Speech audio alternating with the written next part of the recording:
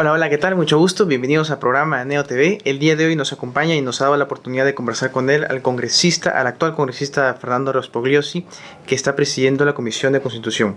¿Cómo está, señor congresista? Muchas gracias por la oportunidad. Yo quiero comenzar preguntándole cómo llega a usted el interés de la política. Bueno, hace muchísimo tiempo, desde que era universitario. En esa época había mucha política en las universidades y en general en el ambiente, ¿no? Estamos hablando de mediados de los años 60, fines de los años 60, y bueno, después vino el golpe de Velasco Alvarado en el año 68 y eso contribuyó a una politización acelerada de toda la sociedad. Entonces, a partir de ahí me interesé por la política. ¿Y tuvo en su familia actores políticos que ayudaron o contribuyeron, digamos, a que le guste la política también? No, en la familia no. ¿Y cómo fue su incorporación al partido de Alejandro Toledo, Perú Posible? No, yo nunca me incorporé al partido de Toledo, jamás, no. A mí me llamó Toledo a fines del año 2000, acababa de terminar el gobierno de Fujimori, había empezado el gobierno de Valentín Paniagua, el gobierno de transición, y Toledo me llamó para incorporarme a su campaña y trabajé con él en la campaña a principios del año 2001. Y bueno, a partir de ahí, cuando él ganó la elección, me llamó para que me incorpore a su gobierno como ministro del Interior. Ahí por primera vez en mi vida desempeñé un cargo público, fui 2 veces ministro del Interior y también jefe del Servicio de Inteligencia en esa época. Y con esos ojos y que tiene experiencia de haber sido ministro del Interior, ¿cómo ve en la actualidad que los ministros en general ya no están durando mucho? Usted, yo tengo entendido que duró más de un año en el cargo como ministro y ahora están durando menos de 8 meses. Bueno, es producto de la crisis política que vivimos, ¿no? Desde el año 2016 con el gobierno de PPK y bueno, luego con la renuncia de PPK, Vizcarra y todo lo que ha venido después. Estamos viviendo una época muy convulsa y han habido constantes cambios de la presidencia de la República y también de los ministros. Es increíble la cantidad de ministros del Interior que hemos tenido. Acá tenemos uno que acaba de entrar y el anterior duró un par de meses y así. Y eso es gravísimo porque cuando acá se cambia de ministro, se cambian una serie de autoridades que están por debajo, viceministros, claro, etcétera. Entonces no hay continuidad en las políticas. Es imposible que haya continuidad con tantos cambios como los que tenemos ahora. Y así no es posible, en el caso del Ministerio del Interior, luchar adecuadamente contra la delincuencia, que es el principal problema que tenemos ahora. Así es que es lamentable que haya esa falta de institucionalidad y ese constante cambio en los organismos del Estado. Yo le iba a preguntar también, porque me interesa personalmente, ¿qué estragos dejó el gobierno de Vizcarra, tanto por hacer un autogolpe como, por ejemplo, eliminar la inmunidad parlamentaria y la reelección parlamentaria, ¿no? ¿Qué cosas más ha dejado el legado de Vizcarra que han perjudicado al Congreso? Fue muy destructivo realmente. La gente se centra, por ejemplo, en la corrupción de Vizcarra, que obviamente es un corrupto, pero lo peor fue la destrucción institucional. Son esas cosas que tú has mencionado. Hizo populismo, hizo un referéndum absolutamente populista, eliminó la reelección parlamentaria. Mira, ahora se quejan los mismos que apoyaron a Vizcarra con eliminar la reelección parlamentaria, y tenemos este Congreso. Y ahora tenemos una crisis fatal en la Fiscalía de la Nación. Esa crisis empezó con Vizcarra. El año 2019 él obligó a renunciar al entonces fiscal de la Nación, Pedro Chávarri, porque lo estaba investigando. Y hubo una campaña de lo que yo he llamado la coalición vizcarrista, que era la mafia caviar, más estudios de abogados, ONGs y Vizcarra, que se aliaron con este sujeto corrupto para capturar las instituciones.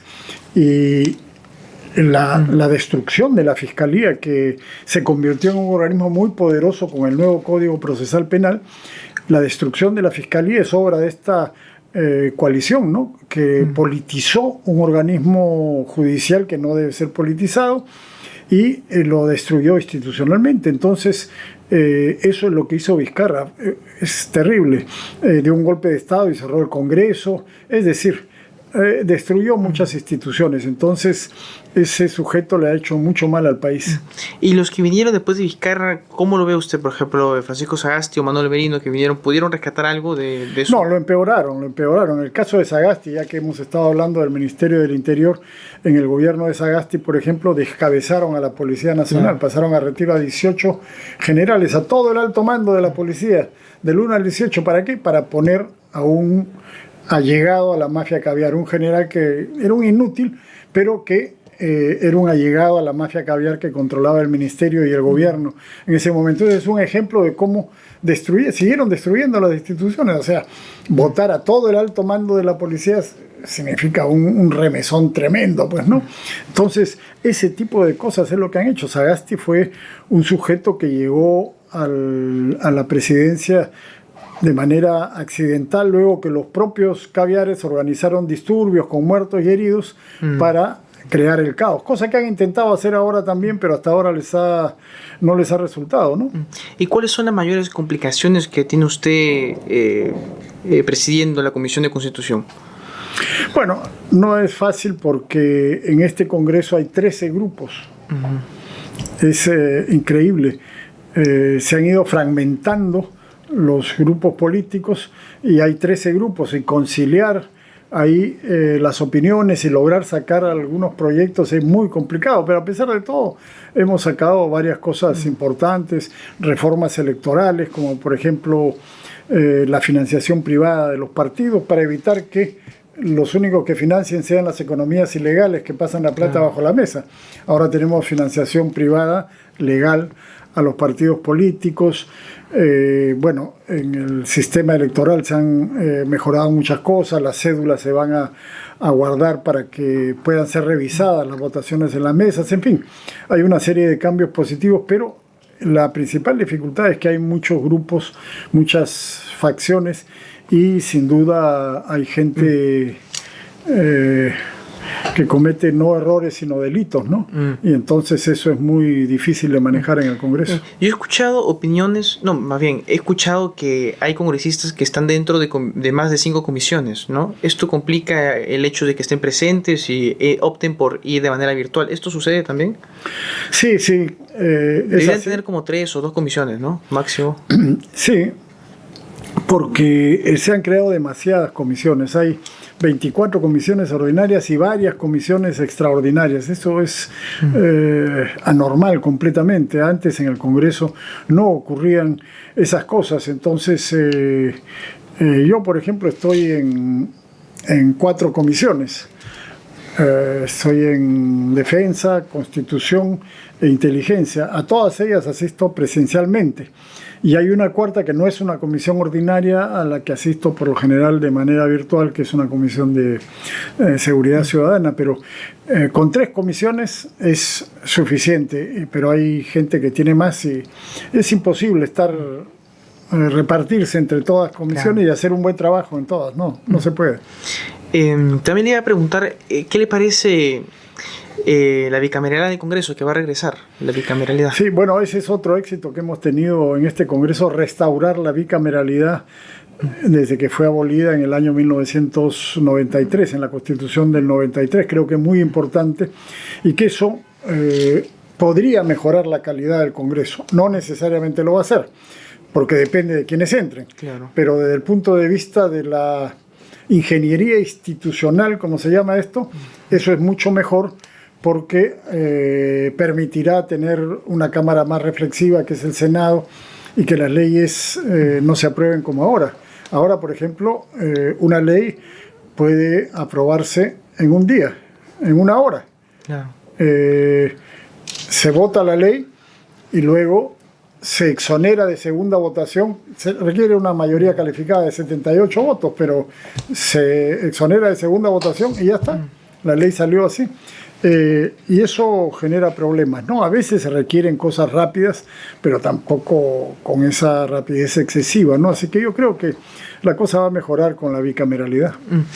Como ministro, como exministro del Interior, ¿no? ¿Usted cree que los ministros deben tener estudios ligados al ministerio que le toca. Por ejemplo, un ministro de salud debe ser un médico, por ejemplo, un ministro del interior debe ser un oficial de policía.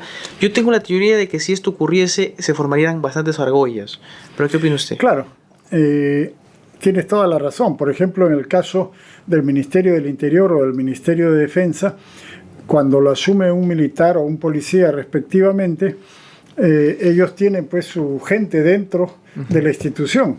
Entonces muchas veces eso es perjudicial, y muchas veces también el hecho de que un policía asuma el Ministerio del Interior no significa que vaya a ser un buen ministro, aunque eventualmente haya podido ser un buen policía. La cosa es distinta completamente. Yo, por ejemplo, asumí el Ministerio del Interior, nunca en mi vida había trabajado, no había tenido un cargo público, pero de hecho desde los años 80, 90, yo trabajando como académico y como periodista, había trabajado temas policiales, de Fuerzas Armadas y de terrorismo. O sea que estaba imbuido de la problemática y conocía a policías. Entonces, ahí la clave fue rodearse de un buen equipo, de gente civil y policial, honesta y que sepa de su trabajo. Eso es fundamental. Así que no necesariamente tiene que ser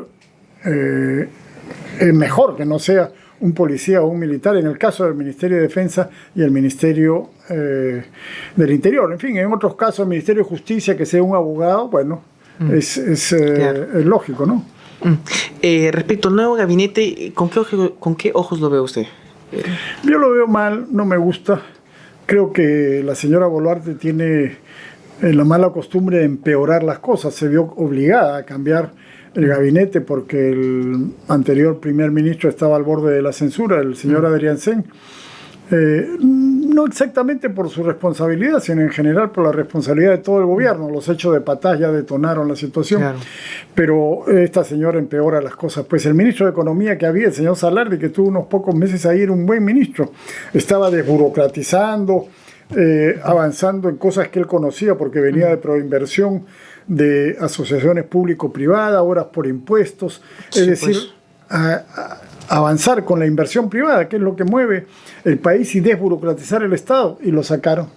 Entonces esta señora se equivoca constantemente. Yo escuché de que él planeaba reducir los gastos públicos. Sí, claro. Sí. Claro, y eso es impopular ahora, pues que se acercan las elecciones y el gobierno quiere repartir prebendas a todo el mundo, ¿no? Más bien, hablando de eso, ¿qué opina de que tenemos 40 partidos? ¿No se puede hacer una reforma en el Jurado Nacional de Elecciones para cambiar eso? Bueno, no. Eso es producto de Vizcarra también. Acuérdate que Vizcarra, en lugar de hacer lo que se hace en todo país democrático, que es que el Congreso efectúe los cambios, no.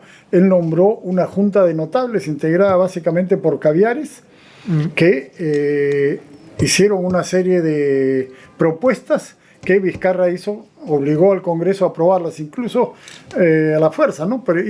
El Congreso tontamente aprobó eso, a pesar de todo lo cerró Vizcarra. Pero en fin, el Congreso aprobó lo que esta junta de notables caviares había hecho. Y producto de eso tenemos estos 40 partidos. Ahora ya se cambiaron las leyes, ya no van a haber más 40 partidos, pero ya están inscritos. Ya no hay forma de cambiarlo.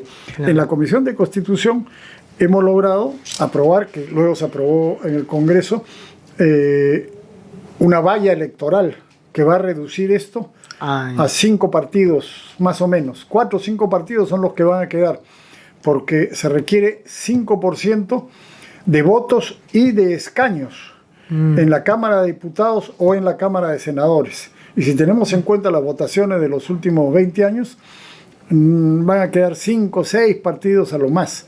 Eso es otro de los logros que hemos obtenido. Quisimos hacerlo más difícil todavía, poner 5% en la Cámara de Diputados y 5% en la Cámara de Senadores, pero no fue posible. Entonces ha quedado en una o en otra. Ya.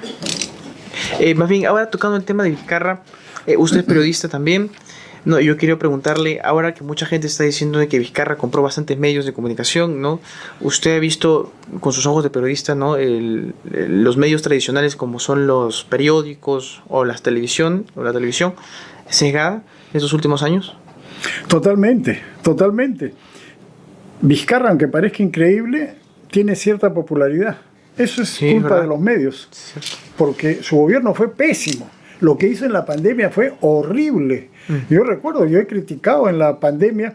Era evidente que en un país que tiene 70% de informalidad no puedes encerrar a la gente. El virus se va a propagar de todas maneras. Encerró a la gente, arruinó la economía y tuvimos la más alta tasa de mortalidad del mundo. Un desastre. Sí, Toda la prensa lo apoyaba.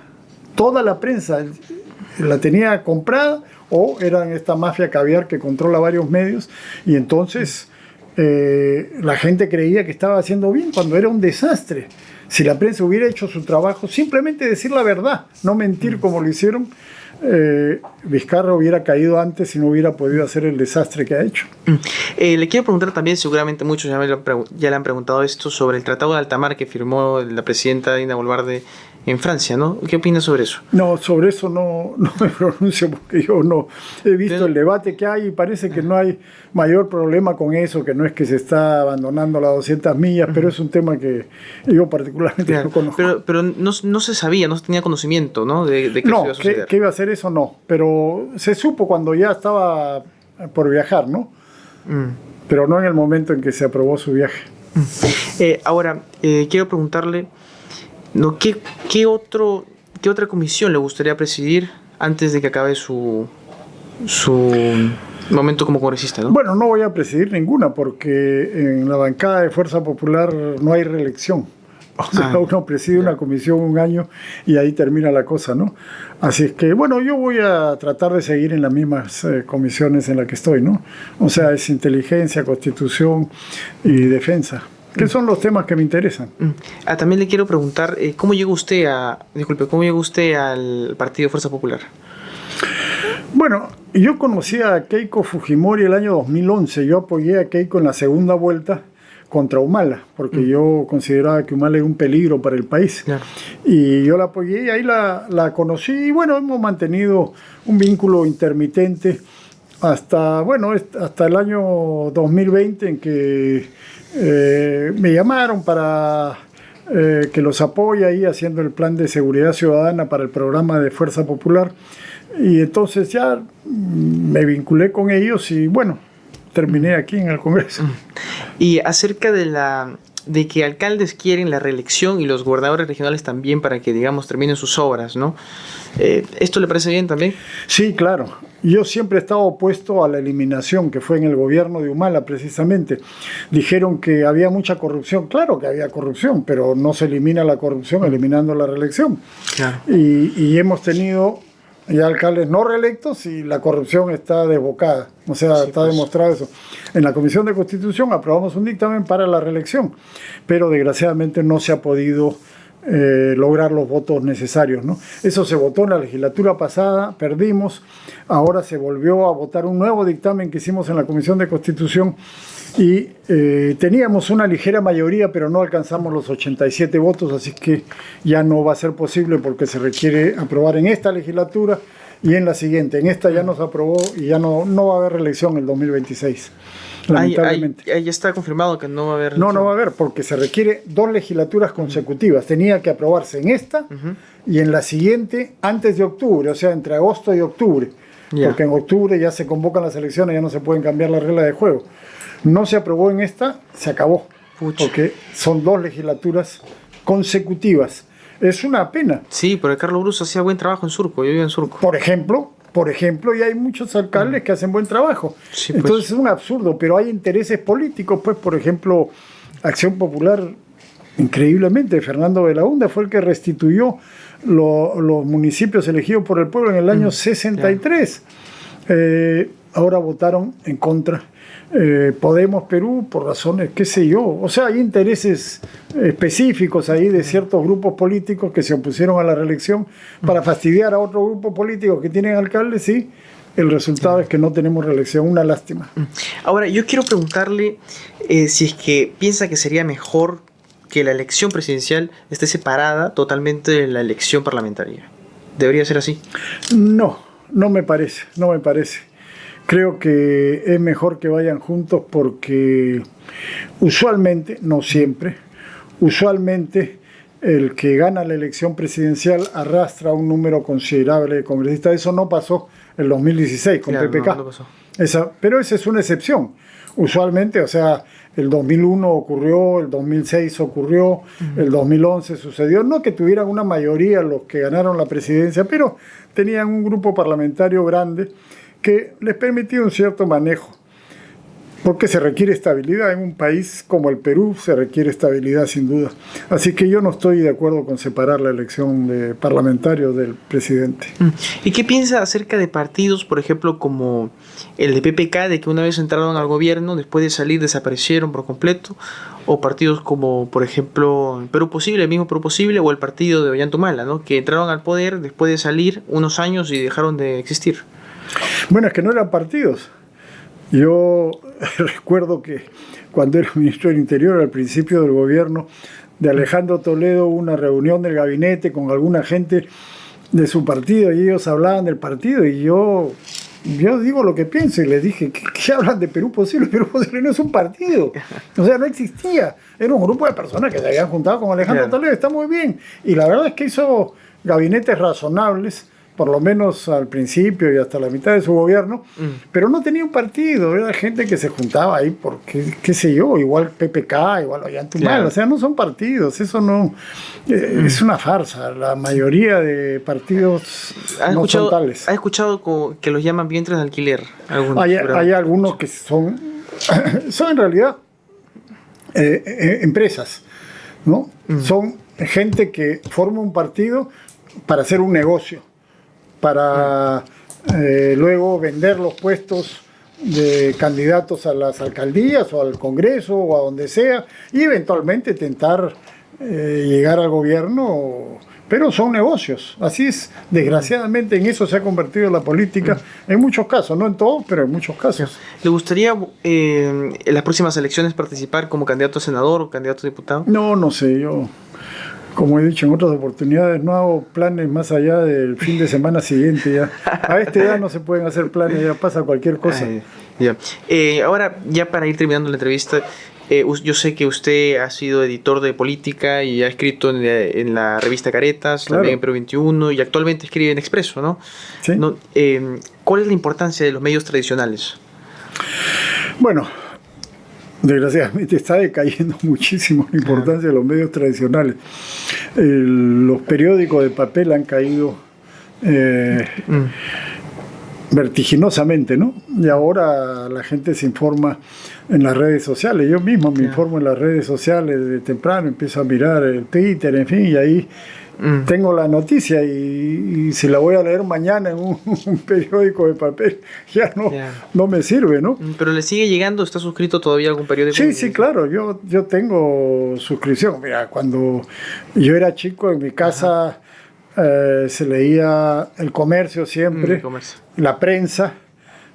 A veces había El Comercio Gráfico. Recuerdo que mi padre cuando llegaba de trabajar traía El Comercio Gráfico, un periódico vespertino, habían periódicos vespertinos, y después cuando salió Expreso. O sea, yo desde pequeño he leído periódicos y ahora sigo leyendo periódicos, pero mis hijos y mis nietos ya no. Y también se puede ver pues el periódico digital ahora, ¿no? Se puede leer claro. Digital.